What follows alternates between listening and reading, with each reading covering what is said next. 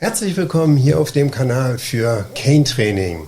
Ich hoffe, ihr habt euch alle einen Cane besorgt und seid ready to go, denn gleich nach dem Intro fangen wir mit dem Training an.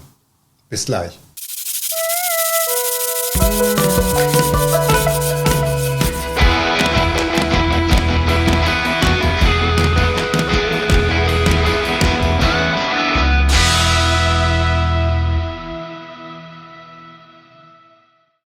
Ja, hallo und willkommen zurück zur ersten Trainingseinheit im Modul Nummer 1.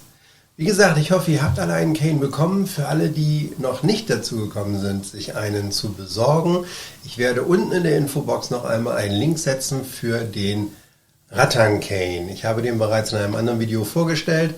Wer es noch nicht gesehen hat, könnt gerne mal reinschauen. Dort werden auch Bezugsquellen für andere Canes genannt. Eine gute Möglichkeit ist dieser Rattan Cane, weil den gibt es halt tatsächlich hier in Deutschland. Alle anderen Canes sind in der Regel über Amerika zu beziehen. Das ist eine langwierige Sache und teilweise auch sehr teuer aufgrund der Verpackungs- und Wegkosten und natürlich auch der Verzollung. Diesen Cane kann ich euch empfehlen, auch zweimal zu kaufen. Der normale Cane hat eine Länge von 36 Zoll, das sind etwa 92 Zentimeter. Bei einer Körpergröße von 1,76, so wie bei mir, ist das die ideale Länge. Ich habe mir gleich von Anfang an zwei davon gekauft, weil ich habe einen kürzer gemacht. Es gibt einen sogenannten Mini-Cane auch so standardmäßig zu kaufen. Diese Canes sind nur 24 Zoll lang, das heißt etwa 61 Zentimeter. Und dadurch natürlich wesentlich besser zu manövrieren und vor allen Dingen kann man die überall auch benutzen. Wenn ihr zum Beispiel im Homeoffice seid oder zu Hause zu wenig Platz habt und nicht erst die ganze Bude umbauen wollt, ist das eine ideale Möglichkeit, einfach mal bestimmte Techniken damit zu machen. Ihr könnt alles damit machen wie mit einem langen Cane auch, habt aber die Möglichkeit eben auch mit wenig Platz zu trainieren. Ist eine wunderbare Möglichkeit. Wie gesagt, Link in der Infobox. Wenn Fragen dazu sind, gerne in die Kommentare reinschreiben. Und wir fangen jetzt an mit der ersten Übung. Und das wird sein der Side Twirl oder Side Spin. So, kommen wir also zur ersten Übung. Aber das Wichtigste ganz vorne an. Wir trainieren mit der einen Hand. Was machen wir mit der anderen? Diese Hand legen wir zunächst mal einfach auf die Brust. Später gibt es andere Möglichkeiten, damit zu trainieren. Für uns ist erstmal nur wichtig, dass diese Hand aus dem Weg ist. Zurzeit, wenn wir den Cane auf der einen Seite nur bewegen, ist das nicht weiter tragisch. Dann könnte die Hand hier auch irgendwas machen.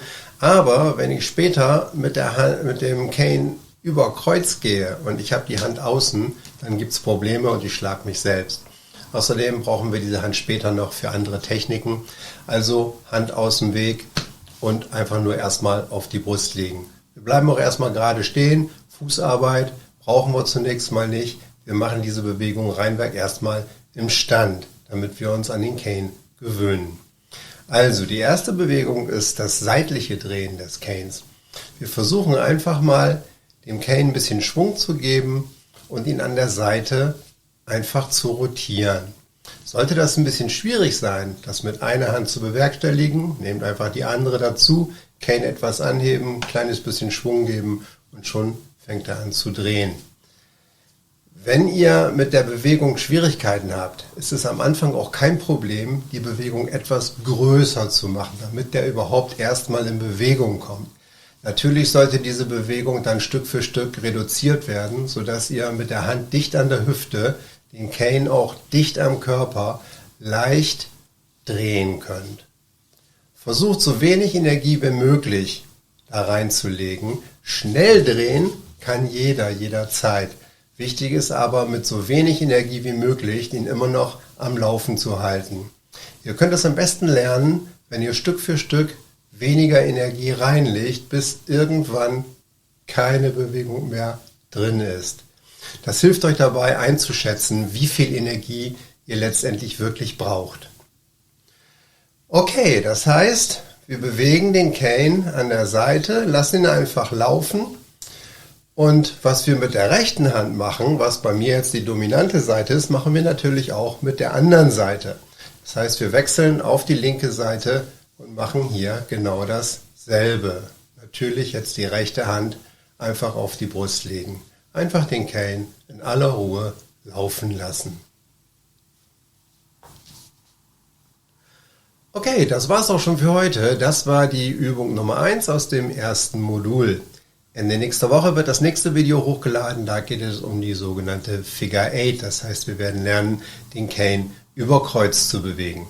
Bis dahin mit dieser Übung bitte weitermachen. Rechte Hand und linke Hand, beide trainieren gleichermaßen.